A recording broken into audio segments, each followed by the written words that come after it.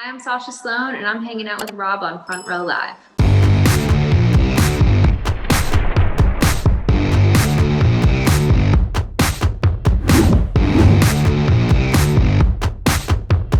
It's so awesome to like kind of reconnect, and I can't believe we're already on the debut album. I feel like it's been about 3 years since we last spoke, but it doesn't feel like that long.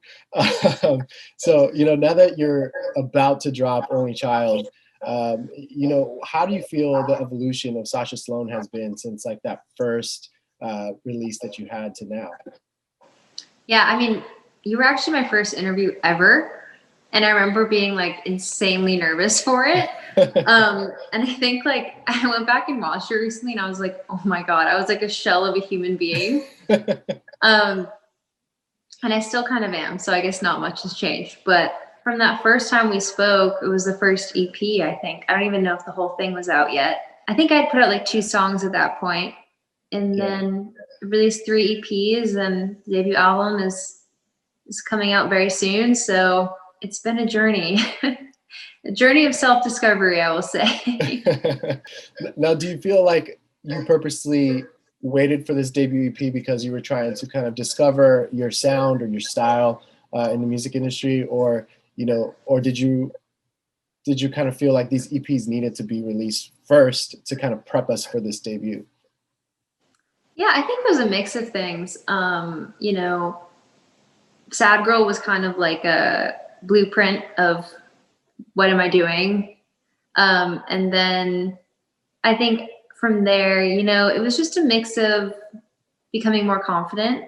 And with each EP, I became more confident and kind of found my style. And I never wanted to rush into an album because, it's like this whole thing, it's like, oh my God, it's an album.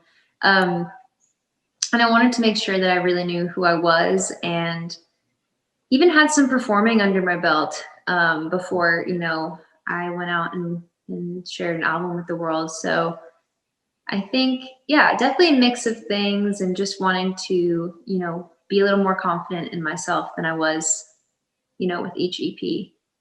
Right. Like the fact that you got that kind of experience, because it's, from the beginning, you've always, you told me, and you've also mentioned to your fans, like how anxiety has always played a big role in your life. So as you are,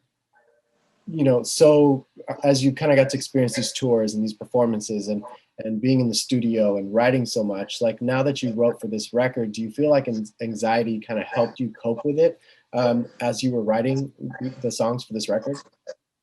Or, yeah, I'm sorry, do you feel like the songs were helping you cope with anxiety? I feel like I always have a lot of anxiety before the songs come out because I write songs that are, they're telling my story and they're very personal to me. And then I kind of like have this period of time when the songs are written and ready to go, but they're not totally out yet, where I'm like, am I insane? Like, am I the only person who feels this way? Or does anyone else?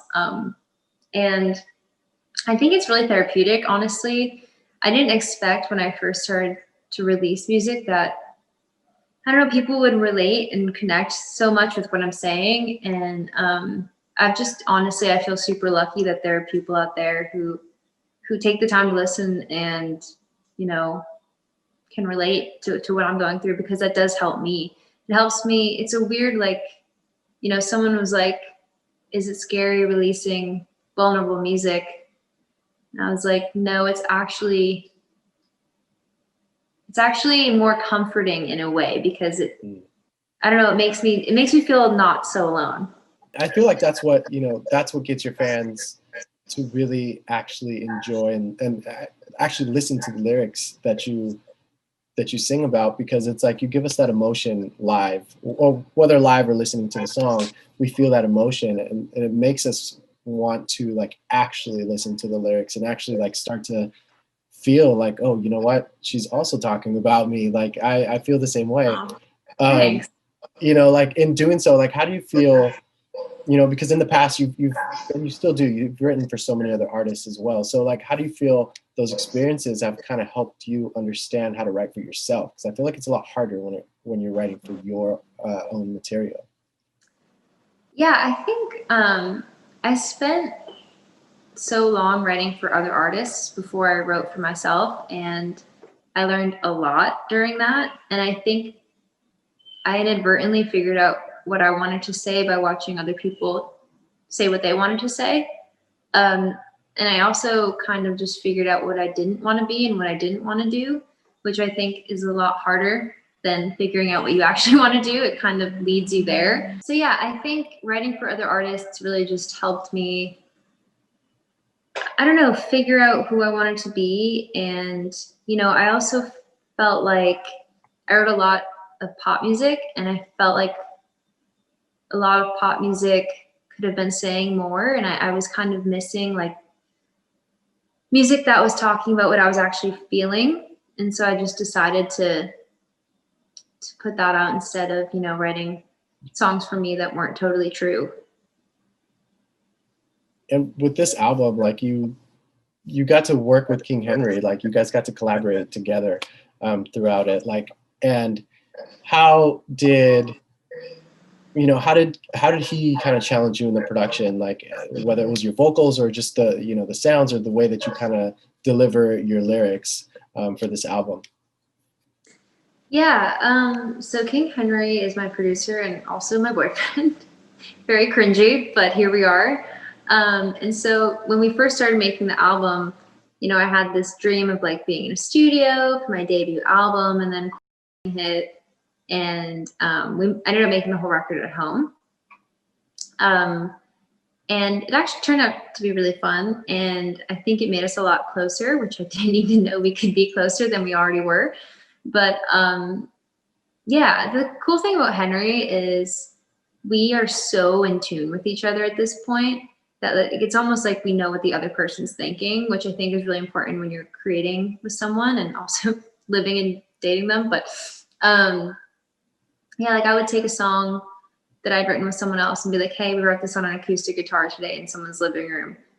Make it cool. And then, you know, I'd be like, hey, try and add like a synth to it, or try and make this folk song sound more like a Robin Killers inspired song. And he's really good at blending all those elements because he grew up listening to folk Americana music just like I did. And then he kind of went off into like the electronic world, and I kind of went off into the pop world. So we kind of have like this weird eclectic blend of music all the time. With him having different musical backgrounds than you, like, did you feel like it helped you be more creative with the kinds of sounds that you incorporated with this album? Yeah, definitely. Like, the reason I love working with Henry so much is because he pushes me and you know, brings sounds to the table that I would have never picked or even known existed. Like we used a Juno a lot, like the synthesizer, and a lot of electric guitar, and you know, he's really good at drums. And I notoriously, like within my friend group, like hate drums. Like anytime I'm on tour and my drummer stops playing, I'm like, you sound great. I don't know why. I just like love acoustic music, and Henry's really great at bringing, you know, different 808s that I would have never put on a certain song to the table, or stuff like that.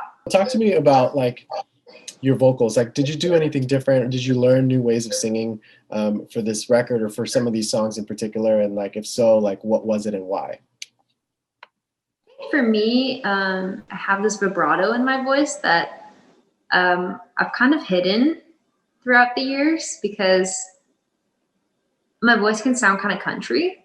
And not that I sound country on this album at all, but I didn't like hide my vibrato as much. And I kind of just let myself sing as I would live instead of trying to like hyper edit it, which was something new that I've never done. I just tried to make the record sound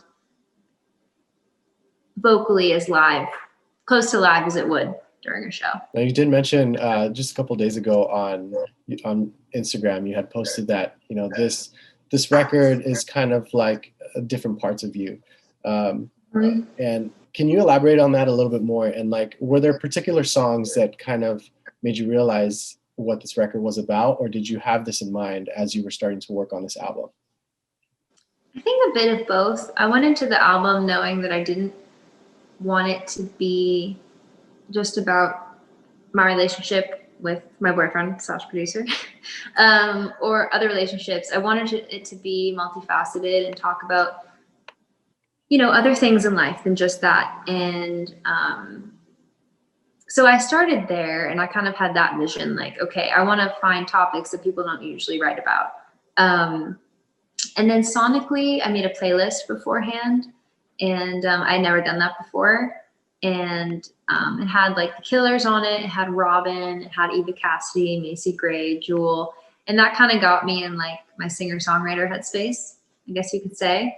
And yeah, from there, I just started writing. And the way I come up with ideas is I'll hear a saying from a show or a movie, or someone's talking, and I'll write it down if it's a cool title. And we probably wrote like 30 or 40 songs for this, and I narrowed it down to 10. And with these 10, like, were there particular songs that went through various reiterations or reconstructions, like before you actually like, said it was done? Oh yeah. Live was one of them.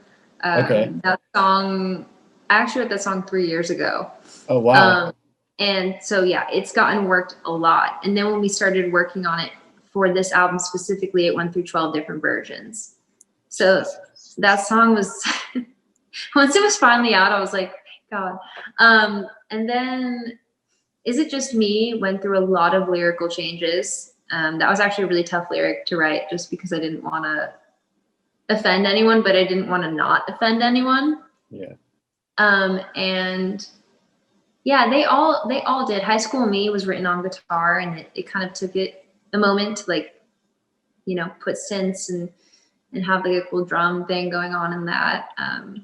So yeah, I'm a perfectionist. So basically nothing else in life, just in music. So I definitely spent some time making them feel right.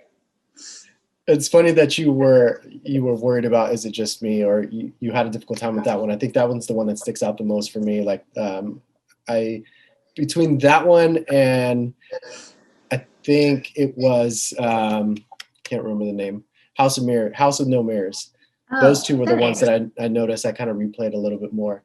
Oh, thanks. But with something like Is It Just Me, it's a different level of vulnerability. As you kind of mentioned, like, you're afraid of offending other people. How did you get to like start writing that song, knowing that, you know, there could be some backlash coming from it? Yeah, so apparently saying the show Friends is overrated is like the most controversial thing I've ever said. Yeah, I love Reddit. I'm obsessed with it. I go on it every single day for hours. It's actually kind of dark. And one of my favorite subreddits is r/ unpopular opinion. And I just love reading the different discussions on that forum. So I wrote down unpopular opinion as an idea in my phone. And I brought it into a session with Nicole Galen and King Henry. And I was like, hey guys, I have this idea. And we started to write it. And then it turned into Is It Just Me? And I'm very scared of what people think. And it's something that I'm trying to get better at, especially as I put myself out there more. So I was actually like super anxious for that song to come out, because, you know, they are my opinions and I have to learn to back them. And I think that's part of growing up, is just like getting a bit of a backbone, which is what I'm trying to do. And you did mention Nicole Galen. I feel like you've worked with her a few times on this album. What is it about her that, you know, really that collaboration between the two of you, like, it really keeps on happening? Yeah, Nicole is so amazing. I actually like don't have enough great things to say about her. She's one of the best writers I've ever worked with, and lyrically she can just say things in a way that feels so conversational, but you would never think to say it like that. And that's why I love writing with her so much. And she's also just like a big sister to me, and just like the sweetest person on earth. So I also just feel like she really gets me, and I feel like we're very similar in a lot of ways. So it really worked out that, you know, that we got to write together, and honestly just feel lucky that she wanted to write with me. I was like, really? You? All right. So lastly, this album drops this Friday, and I'm curious, like, what the biggest challenge for you to make Only Child happen was. Oh man, I'm trying to think of how many challenges there were. No, I think for me, honestly, just trusting my gut is always my biggest challenge, and you know, trying to listen to my inner voice and just be like, hey, I really like this song, and you know, it might not be, you know, what's in right now or what's cool, but it's what I love. And I think just sticking to that while I was picking the songs that made the album and being like, no, this is who I am. This song isn't, was really challenging because, you know, at one point every song on the album had gotten the axe. Yeah, so I think just trusting my gut, which I did more than ever on this album, compared to the 3 EPs. And yeah, just I'm excited for it to be out in the world. It's time. My anxiety is too high with it not out. Well, I'm excited for you. I've been listening to it. I got it yesterday, and I've been listening to it, and definitely love it. So congrats with that. And it was definitely worth the wait. 3 years was worth the wait.